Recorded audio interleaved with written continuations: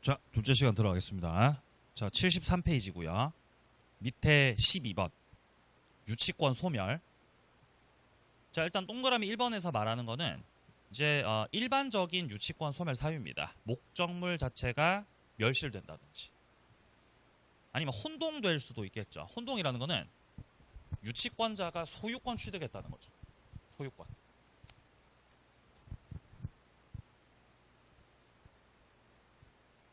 (12번) 하고 있잖아요. 12번. 네? 예? 그 위에 12번? 뭐가요? 소멸 위에 12번? 할까요? 그냥 일부러 그냥 넘어간 건데요. 할게요. 그래서 할게요. 자, 동그라미 12번. 유치권자가 소유자 승낙 없이 임대를 했답니다. 승낙 안 받고. 승낙 안 받으면 임대차 하면 안 되죠. 이건 빌려주는 거니까요. 그럼 이렇게 해서 들어온 임차인은 대항력이 없는 임차인입니다. 지금 상황이 어떤 상황이냐면은, 그러니까 자, 소유자 갑이 있고, 자, 갑이 예를 들어 건물주예요. 소유자 갑이 있고, 그리고 채무자입니다. 갑이 소유한 부동산을 을이 유치하고 있는 거죠. 유치권. 을이 유치권 하다가 유치하던 그 건물을 딴 사람한테 임대차 해가지고 마음대로 빌려주면 된다고 안 된다고? 안 되는데 임대를 해버린 거예요. 자기 멋대로. 그러니까 즉 다시 말해 유치권자가 목적물에 관한 처분 권한을 갖고 있는 게 아니거든요. 근데 이제 임대차를 해버려가지고 임차인이 들어왔다는 겁니다. 이렇게. 그럼 여기서 병이 취득한 임차권은 대항력이 없는 임차권이라서 채무자 갑한테다가 이거를 주장할 수 있는 거라고, 지금 없는 거라고 말하는 거예요. 지금. 네, 그 말입니다. 그리고 13번도 마찬가지예요. 13번도 유치권자 갑이 채무자 승낙 없이 을에게 임대를 한 거니까 여기서 을도 적법한 임차권 가졌다고 할 수 없는 상황이에요. 대항력이 없어요. 그렇기 때문에 경매 절차에서 경락받은 경락인한테다가 나 임차권이야 라고 주장할 수 있는 거라고 없는 거라고? 없는 거라는 거죠. 승낙 안 받은 임차인들입니다. 이제 내려갈게요. 자, 유치권 소멸입니다. 자, 유치물의 멸실, 혼동, 포기, 채권의 소멸, 이런 것들 다 유치권 소멸 사유들입니다. 자, 그리고 동그라미 2번 단락입니다. 채무자가 담보를 제공해서 유치권 소멸을 청구할 수도 있어요. 채무자가 다른 담보물을 가지고 온 거예요. 유치권 풀어달라고 부탁하는 거예요. 그럼 유치권자가 그거를 받아들일 수도 있어요. 그럼 유치권이 끝나겠죠. 그럴 수도 있습니다.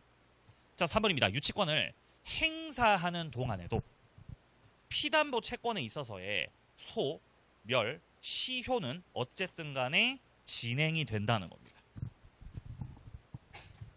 자, 예를 들어서 갑한테다가 을이요 돈을 빌려줬어요. 돈을 빌려줘요. 을이 갑한테 뭐 5천만 원을 빌려줬어요. 그럼 을은 채권을 가지고 있는 거죠. 그럼 여기서 채권이라는 거는 기본적으로 채권은 소, 멸, 시효가 있죠. 몇 년 경과되면 없어지죠. 10년 지나면 없어져요. 그래서 이거 안 없어지게 하려면은 어떻게 해야 돼요? 청구해요. 돈 갚으라. 여러분들이 아무리 채권을 가지고 있어도 채권을 행사 안 하고 계속 가만히 냅두죠. 없어지는 거예요. 없어지게 냅둘 거예요? 안 없어지게 관리해줘야 돼요? 관리해줘야 돼요. 그럼 어떻게 관리해요? 청구해요. 몇 년에 한 번씩 청구해야 되죠? 10년 하면 불안하니까. 네? 9년에 한 번씩 청구를 하는 거예요. 나는 채권을 관리 중이야. 기억하고 있단다. 이렇게 청구하는 거. 청구. 그러면 소멸시효가 이렇게 진행되고 있다가 청구가 들어가면 어떻게 돼? 이게 중단이 된단 말이에요. 중단. 그럼 다시 또 10년 연장됐으니까 채권을 관리할 수 있는 거죠. 그런데 여기서 말하는 거는 채권을 갖고 있는 을이 현재 유치권을 행사 중이라. 그럼 채권자가 유치권을 현재 행사 중이라는 거는 권리 행사하고 있어 안 하고 있어? 하고 있는 거잖아요. 그러면 유치권을 행사하고 있으니까 피담보 채권의 소멸시효는 중단이 된다, 진행이 된다. 계속 진행이란다. 아니 유치권 행사 중인데 왜 채권 소멸시효가 진행합니까? 진행한다는 거예요. 그대로 소멸시효는 진행한다고. 아무리 유치권 행사 중이어도 10년 경과되면 채권 없어질 거라고요. 그럼 유치권도 없어지겠죠. 야, 네가 만약에 채권의 소멸시효를 중단시키고 싶어. 그럼 유치권만 하면 돼요? 청구를 하셔야 돼요? 청구하셔야 돼요. 이게 적극적인 권리 행사예요. 이게 적극적 권리 행사. 아버지한테 돈 안 갚고 잠적했던 사람이 대전 교도소가 있더라고요. 대전 교도소에 가 있는 거예요. 그래서 교도소에 들어가 있으니까 채권자 입장에서 좋아요, 싫어요? 예? 오히려 좋아요. 오히려 좋아요. 송달시키기 편해요. 우평을 송달시키기 편하다고. 이제 피해요, 못 피해요? 이제 그 사람 못 피한다고요. 그러니까 뭐 자꾸 소송 들어가면 자꾸 소송 계속 거는 거죠. 그러니까 그 사람 못 피한다고. 받을 수밖에 없다고. 교도소 오시기 전에는 자꾸 도망 다녔죠. 자꾸 이렇게. 우평을 피하죠. 이제 못 피합니다. 이제. 수감 번호가 다 파악이 돼가지고. 아무튼 그 사람한테다가 소송 걸고 압류 걸고 저쩌고 하는 이런 청구가 소멸시효를 다 중단시키는 사유인 거라고요. 근데 유치권 행사 중인 거는 이건 뭐냐면은 이거는 그냥 기다리는 거예요. 이건 기다리는 거예요. 이거는 소극적인 거란 말이에요. 소극적으로 단순히 기다린다라고 해서 채권 소멸시효를 중단시켜주지 않는다는 거예요. 그러니까 유치권 행사를 하는 거랑 피담보 채권의 소멸시효가 진행하는 거랑은 연관이 있다, 별개인 거다. 별개로 봐야 된다. 문장 이해되세요? 좀 어려울 수 있습니다. 오케이, 다음 내용, 다음 페이지. 자, 기타 문제입니다. 동시이행의 항변권 그리고 유치권이 나와 있는데 이 두 가지는 엄연히 다른 제도입니다. 일단 동시이행의 항변권은 물권이 아니에요. 동시이행 항변권은 물권법에서 나와요? 계약법에서 나와요? 얘는 계약법 들어가면 나옵니다. 나중에.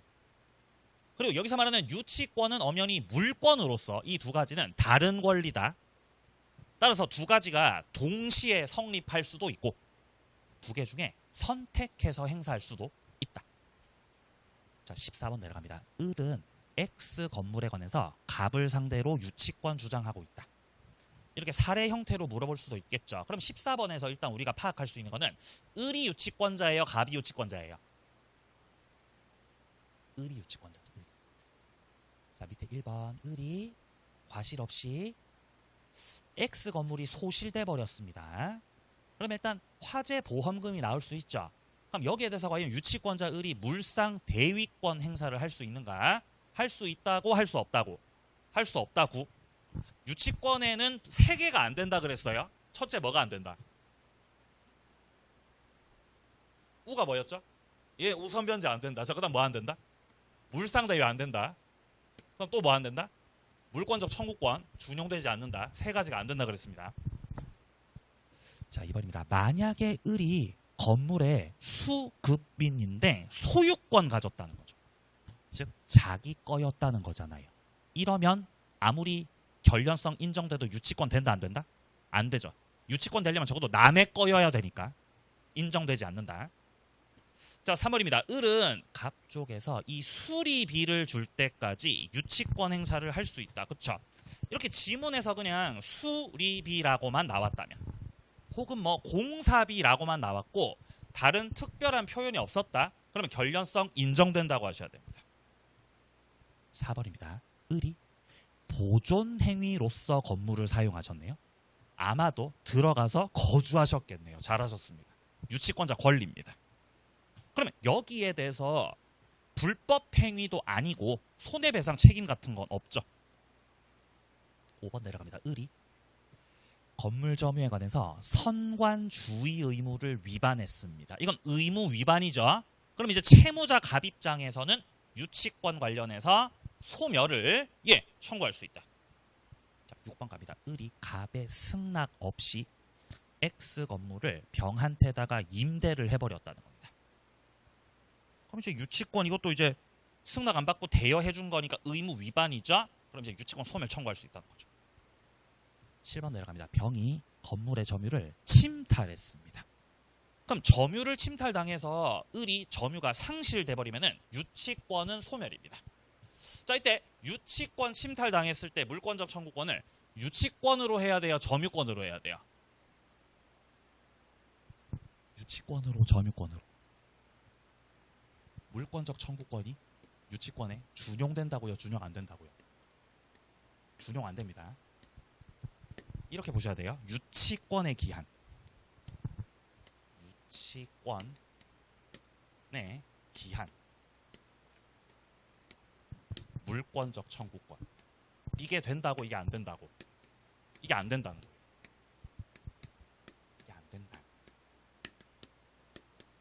소유권의 기한, 물권적 청구권, 전세권의 기한, 지상권의 기한, 지역권의 기한, 저당권의 기한, 물권적 청구권 다 됩니다. 준용되니까. 근데 다른 제한물권하고는 다르게 유치권에는 물권적 청구권이 준용되지 않아서 유치권의 기한, 물권적 청구권. 이 말 자체가 틀린 말이에요. 그럼 유치권자는 어떻게 해야 됩니까? 유치권은 유치권 가지고 행사하는 게 아니고 뭘 가지고 행사하시라고요? 점유권. 점유권으로 물권적 청구권 하셔야 된다는 거예요. 그리고 점유권으로 행사하는 물권적 청구권을 우리는 점유보호 청구권이라 부릅니다. 자, 한 번 더. 점유권으로 행사하는 물권적 청구권을 우리는 점유보호 청구권이라고 불러요. 점유보호 청구. 그래서 이 문장 지금 잘 보시면은 유치권자가 점유물 반환 청구권 행사를 한다고 돼 있죠. 이게 점유보호 청구권이죠. 점유권 갖고 행사하는 물권적 청구권 말하는 거죠. 그거 행사해가지고 점유를 다시 회복하셨죠. 그럼 유치권 되살아나요? 자, 유치권은 여기까지입니다. 자, 이제 이어서 저당권 가겠습니다. 오른쪽 44번입니다. 자, 성질부터 보겠습니다. 자, 첫 번째 줄. 저당권을 설정하는 행위 자체가 처분 행위라는 거죠. 저당권 설정하려면은 처분 권한이 있어야 된다는 거다, 없어도 된다는 거다. 있어야 된다는 거, 없어도 된다는 거. 있어야 된다는 거죠. 자, 처분의 권한입니다. 처분 권한. 처분 권한이 처분할 수 있는 권한이 필요한 법률. 처분 권한이 있어야 되는 법률 행위가 처분 행위. 처분 행위.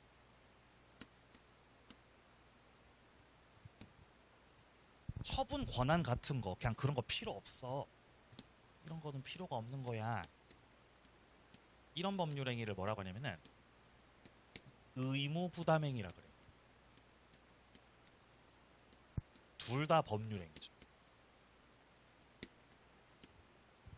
의무 부담 행위를 다른 말로는 채권 행위라고도 하죠.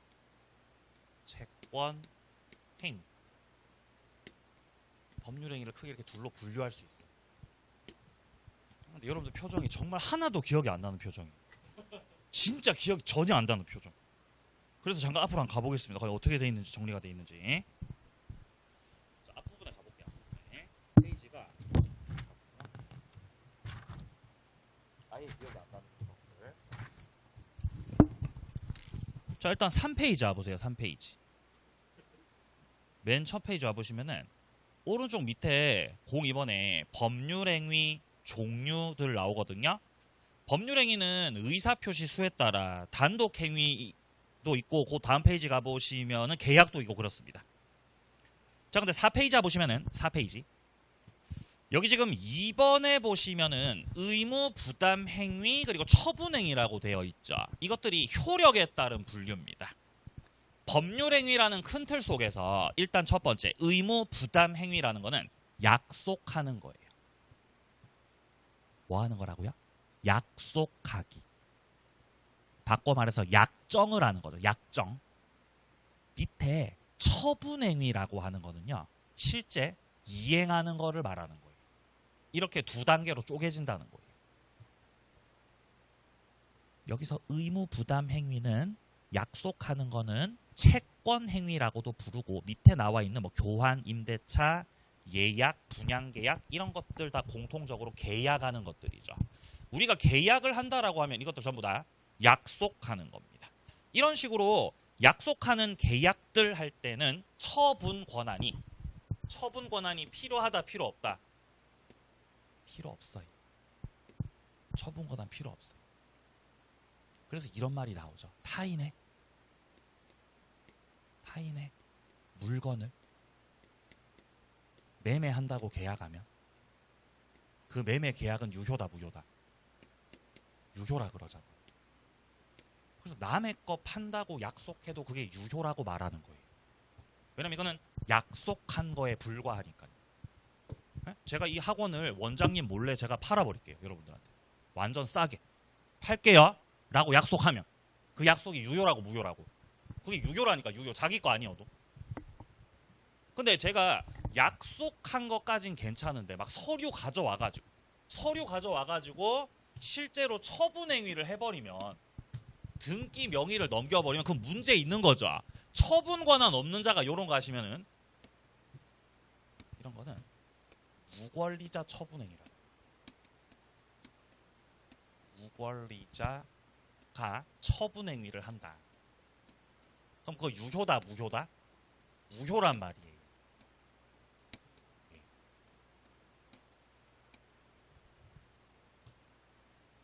그러니까 처분 행위는 처분 권한이 필요하니까 처분 행위라고 부르는 거예요. 그래서 처분 행위라고 하는 거죠. 뭐가 필요하니까요? 처분 권한이 필요하니까 처분 행위라고 부르는 거죠. 그러니까 밑에 지금 뭐 예를 들어 지상권을 설정합니다. 채권을 딴 사람한테다가 양도해서 넘겨줍니다. 이행하는 거죠. 아니면 거기다 추가하세요. 뭐 저당권을 설정해 줍니다. 그것도 처분행위라는 겁니다. 지금. 자, 저당권으로 다시 돌아갈게요. 자, 그래서 74페이지로 다시 돌아오셔가지고 자, 저당권 설정하는 행위 자체가 처분행위다. 자, 그렇기 때문에 그 뒷문장 보시면은 처분할 수 있는 어떤 권한을 가진 자가 저당권 설정하는 거 가능하다 요 말입니다. 만약에 처분 권한이 없는데 남의 부동산에다가 저당권 설정을 하면은 그거 자체가 무권리자 처분 행위 하게 되는 거죠. 그럼 그거 유효가 된다고 무효가 된다고? 무효가 되는 겁니다. 2번 내려갑니다. 하나의 물건 일부 저당권 할 수 없다는 거죠. 이런 걸 일물일권주의라 그랬죠. 자, 거기다 추가하세요. 일부 저당권만 안 돼요. 일부 소유권도 안 돼요. 일부 소유권도 안 된다 그랬죠. 소유권 저당권 안 된다. 자, 3번입니다. 저당권을 양도하려면 당사자 사이의 합의만 하면 됩니다. 채무자까지 합의할 필요는 없다. 자, 4번입니다. 저당권은 법률 규정에 의해서 성립될 수도 있습니다. 이런 걸 법정 저당권이라 그래요. 자, 동그라미 4번. 이런 걸 무슨 저당이라 그래요? 법정 저당권이라 그래요. 그냥 그런 게 있어요. 그냥 그런 게. 이게 뭔데요, 이게? 몰라도 됩니다. 그냥 이런 게 있다고요. 약정 저당권만 있는 게 아니라 법정 저당권이라고 하는 것도 존재하긴 한다는 거죠.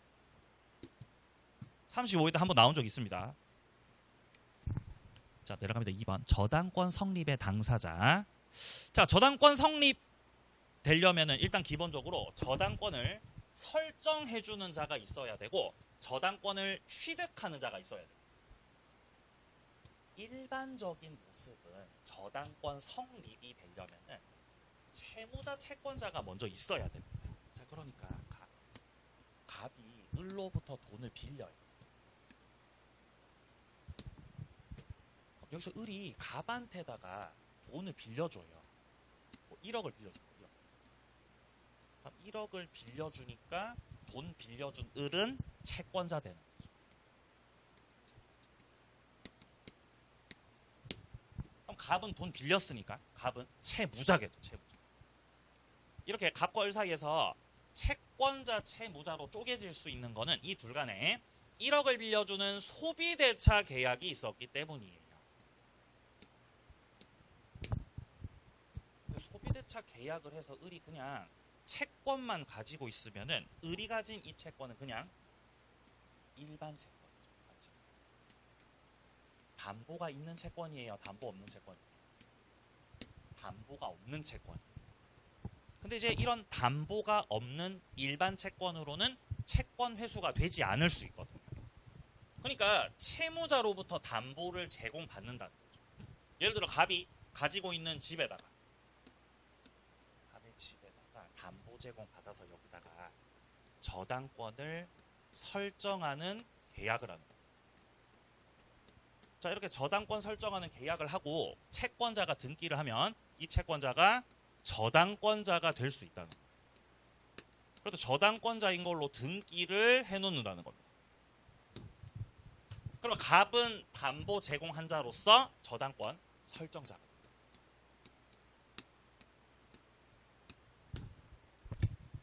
그러니까 채권자가 저당권이고 채무자가 저당권 설정자인 것이 일반적인 모습인 거예요.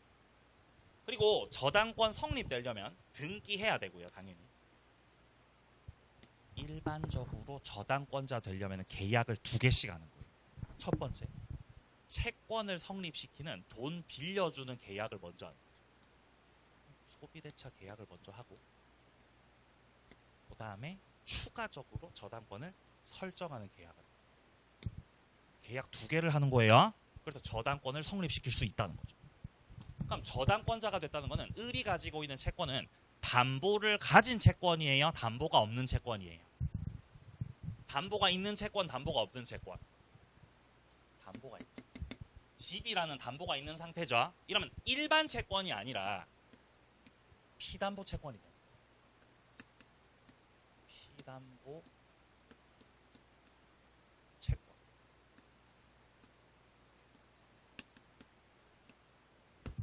피담보라는 게 담보를 입었다는 뜻이에요. 담보를 입은 채권, 담보 입은 채권. 자, 이때 을이 가지고 있는 채권이 주된 것이고, 채권이 주된 것이고, 저당권은 종된 거죠. 채권과 저당권이 주종 관계를 이루고 있기 때문에 여기서 채무자가 빌린 돈을 다 변제할 수도 있잖아요. 돈 다 갚아버리면. 자, 갑 쪽에서 변제를 해버렸어요. 그럼 을이 가지고 있던 채권이 어떻게 되죠? 소멸하죠. 채권이 없어지면 저당권도 소멸해요. 이때 말소 등기 해야 소멸해요? 말소 등기 안 해도 소멸해요? 말소 등기 안 해도 저당권 싹 다 소멸한다는 거죠. 자, 근데 지금 동그라미 1번에 이런 말이 나오잖아요. 채무자 말고 제3자도 저당권 설정자가 될 수도 있다는 겁니다. 여기서 말하는 저당권 설정자는 담보를 제공하는 사람이고, 제가 설명드린 이 부분 같은 경우는 채무자가 자기가 돈 빌리니까 자기가 갖고 있던 자기 집을 담보로 제공한 상황이죠. 근데 채무자만 저당권 설정자래요? 제3자도 설정자 될 수 있다고요? 제3자도 될 수 있습니다. 그러니까 이런 거죠. 갑이 을로부터 1억을 빌리는데 돈 빌린 채무자가 담보 제공하는 게 아니고 다른 제3자가, 갑이 돈 빌릴 수 있도록 제3자가 을한테다가 자기 집을 담보로 제공해가지고 저당권자 을이 제3자 집에다가 저당권 설정하는 계약을 합니다. 저당권자로 들어갈 수도 있다 그 말이잖아요.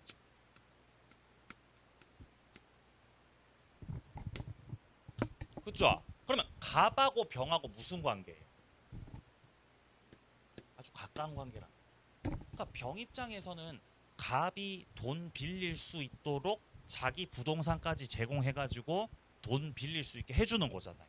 그죠? 이게 지금 뭐하고 계시는 거예요? 보증 서는 거예요. 이런 자를 물상 보증인이라고.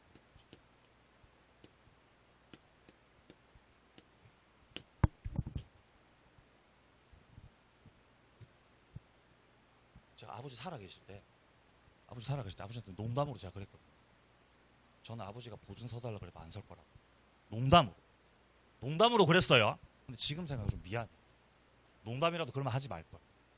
네? 지금은 아버지 보증을 제가 서드리고 싶어요. 네? 보증 서드릴 아버지가 좀 계셨으면 좋겠습니다. 지금 제 마음은요. 그래서 만약에 아버지가 돈을 빌리잖아요. 은행으로부터 이렇게. 근데 아버지가 담보가 딸릴 수가 있죠. 그때 아들이 담보 제공할 수 있다는 거잖아요. 보증 서드리는 거죠. 가능하다는 거죠. 자, 그리고 3번 달랑 내려갑니다. 아니요, 2번부터 먼저 보죠. 자, 담보물건 부정성 가지기 때문에 타인 명의의 저당권 설정 등기는 무효가 되는 게 원칙이라는 겁니다. 무슨 말이냐? 갑이 을로부터 돈을 빌립니다. 1억을 빌려요. 그럼 을이 채권자잖아.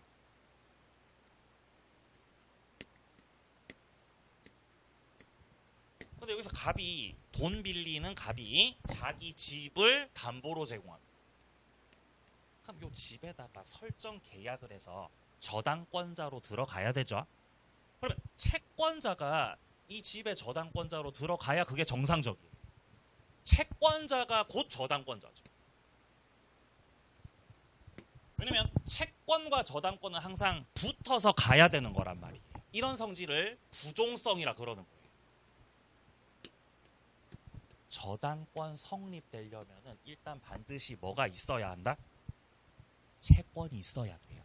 채권이 없으면 저당권 될 수 있다고 없다고? 될 수 없다고요.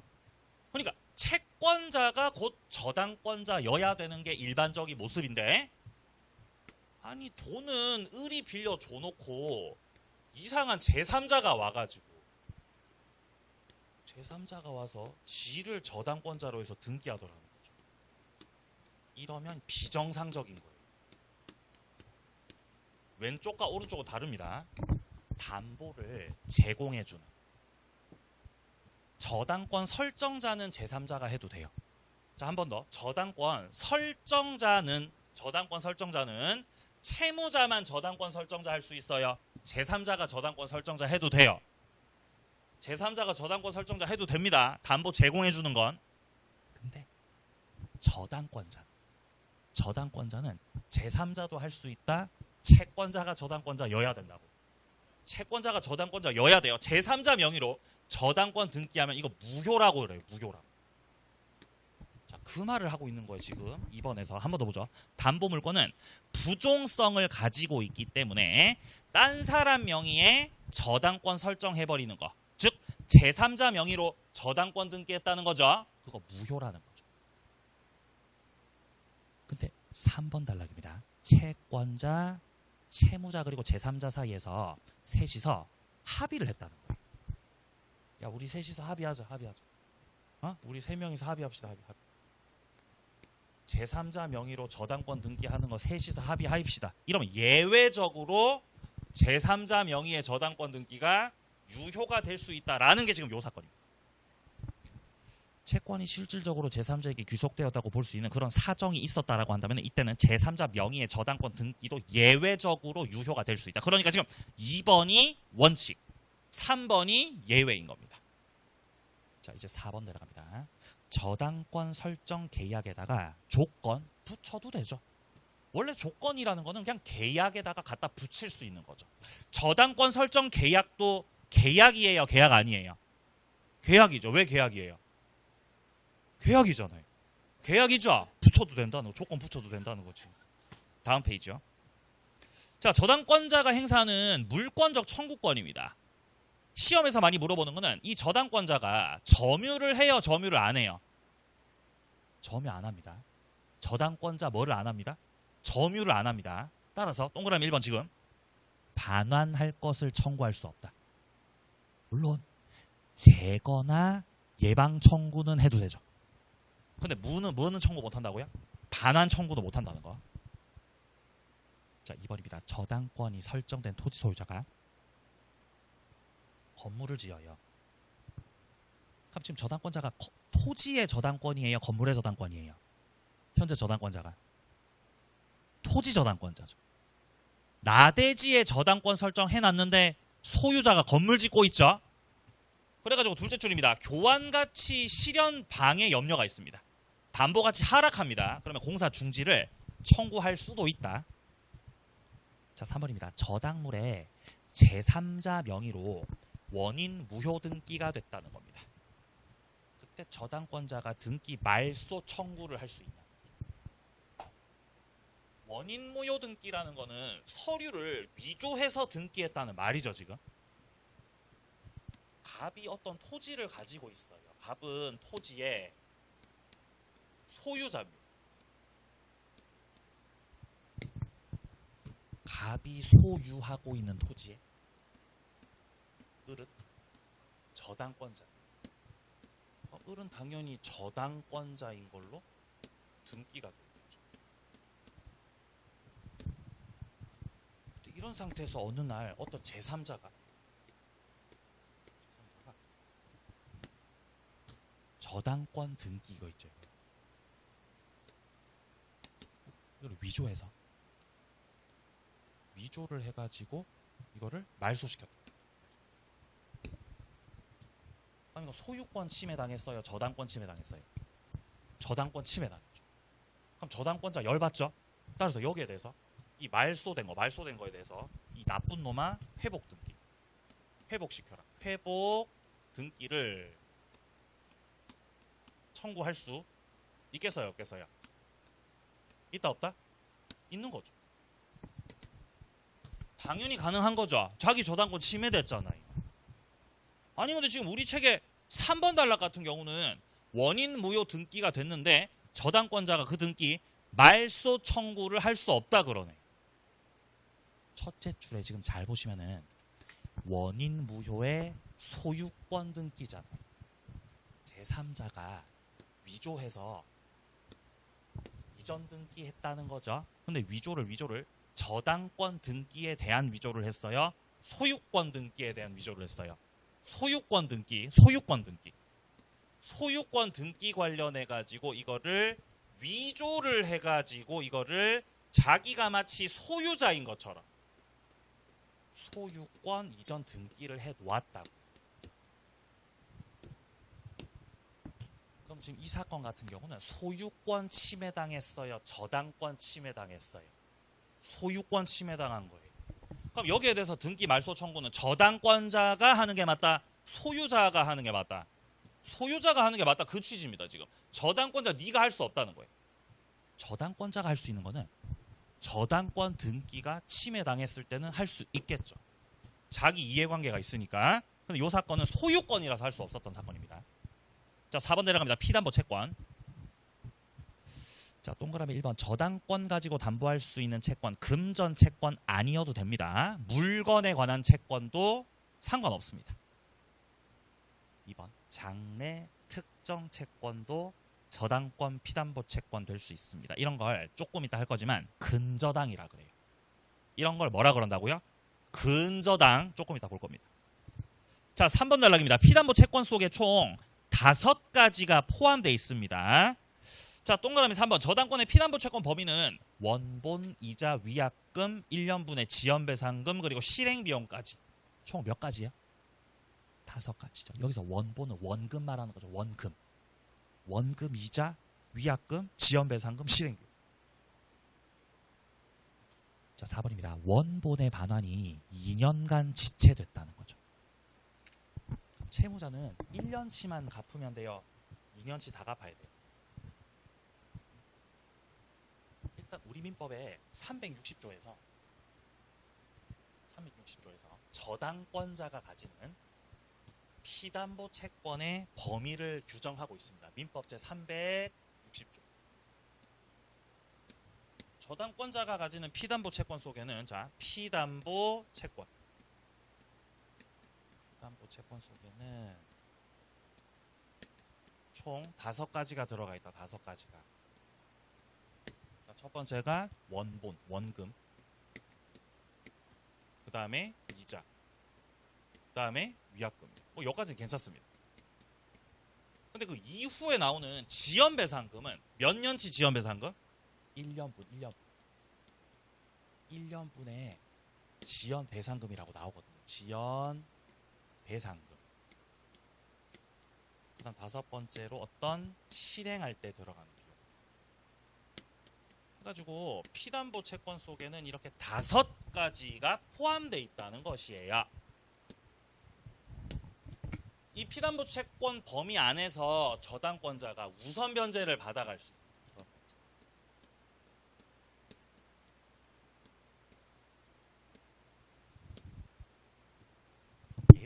예를 들어서 갑이 소유하고 있는 집이 있고 갑이 소유하고 있던 집의 을이 저당권자예요.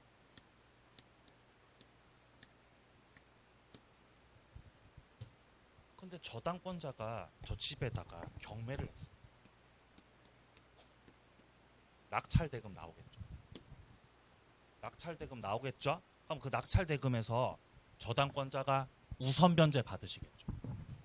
우선변제 받을 때 일단 기본적으로는 먼저 내가 받을 원금이 있겠죠.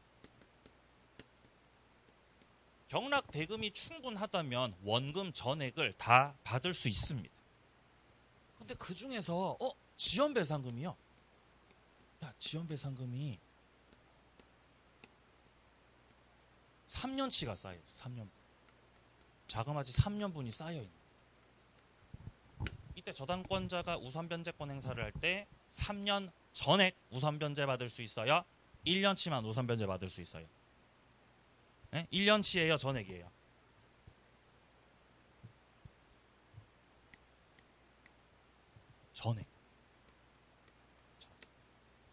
전액 우선변제 가능하다. 네. 아니 아까 전에 360조에서 지연배상금은 1년치로 제한 걸려 있다면서요. 예.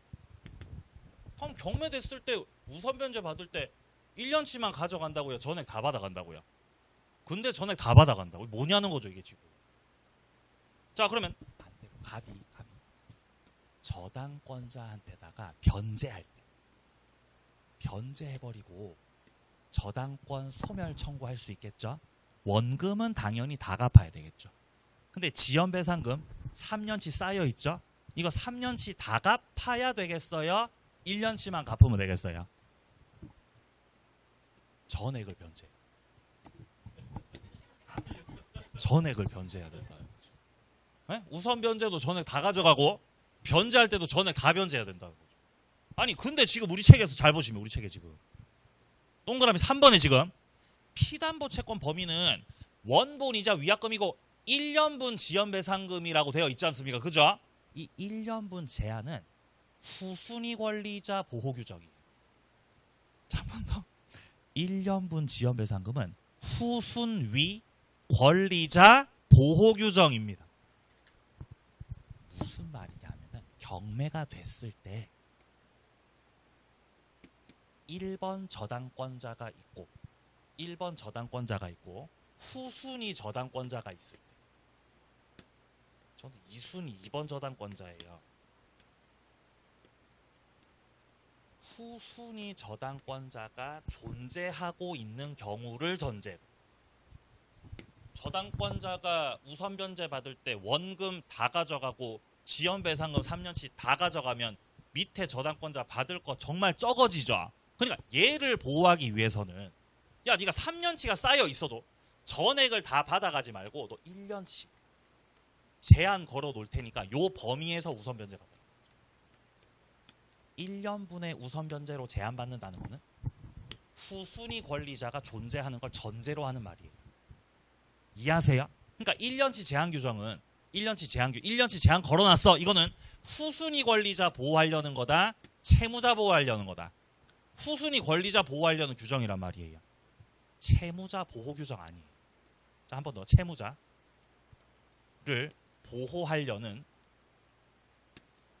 그런 규정이 그게 아니라는 거지. 그게 아니야. 그러니까 채무자 네가 뻔뻔하게 저당권자한테다가 나 1년치만 갚고 끝낼게. 그게 안 된다고 말하는 거예요. 너는 안 돼. 너는 다 갚아야지. 다 갚아야지. 채무자 나쁜 놈아. 채무자가 360조를 주장하더라도 360조는 후순위 권리자를 위한 규정일 뿐 채무자 보호 규정이 아니었단 말입니다. 그래서 지금 4번 잘 보시면 원본 반환이 2년지체가 됐었고 이때 채무자는 지금 후순위 권리자예요? 채무자예요? 채무자 너는 원본하고 지연 배상금하고 전부 다 변제해야 됩니다. 그래야 저당을 말소시킬 수 있다. 자, 5번 내려갑니다. 부종성입니다. 첫째, 피담보 채권하고 따로 떼서 분리해서 저당권만 양도할 수는 없습니다. 이 문장에서 피담보 채권이 주된 것이고 저당권은 종된 권리죠. 자, 2번 내려갑니다. 저당권은 채권과 분리해서 다른 채권 담보로도 할 수 없습니다. 분리 처분 자체가 안 된다는 말입니다. 자, 그런 맥락에서 3번입니다. 채무자가 변제를 했다거나 아니면은 시효가 완성돼서 피담보 채권 자체가 없어졌다는 거죠. 주된 채권 자체가 소멸해버렸죠. 그러면 저당권이 어떻게 된다? 소멸해요. 이때 말소 등기를 해야 소멸한다. 말소 등기 안 해도 소멸한다. 말소 등기 안 해도 저당권은 소멸한다. 자, 4번 갑니다. 피담보 채무를 변제했던 채무자는 돈 다 갚았으니까 저당권 없애라. 오케이. 말소 청구를 해도 되죠. 5번입니다. 근저당권 이전에 부기 등기가 됐다는 겁니다. 근저당권이 이전됐다 이 말이에요. 이때 근저당권 등기 말소 청구 상대방이 누구냐는 겁니다. 누구한테 말소를 청구하는 게 맞냐는 겁니다. 현재 명의자가 말소 청구 당사자겠어요? 전 명의자가 상대방이겠어요? 자, 두 개 엮어서 말씀드립니다. 갑이요. 건물을 가지고 있어요. 그리고 갑의 건물에 을이 저당권자로 되어 있는 거죠.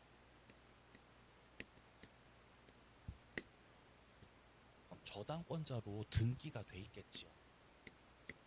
등기가 돼 있겠죠. 을이 갑한테 빌려준 돈이 2억. 그럼 2억짜리 채권이 있는 거죠.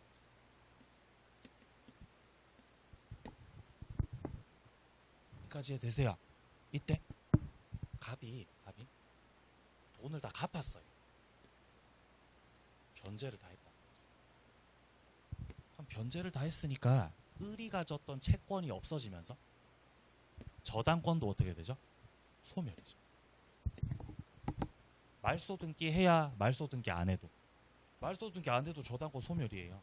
그죠? 저당권 없어졌지 이렇게. 근데 이거를 말소를 시키지 않은 거예요.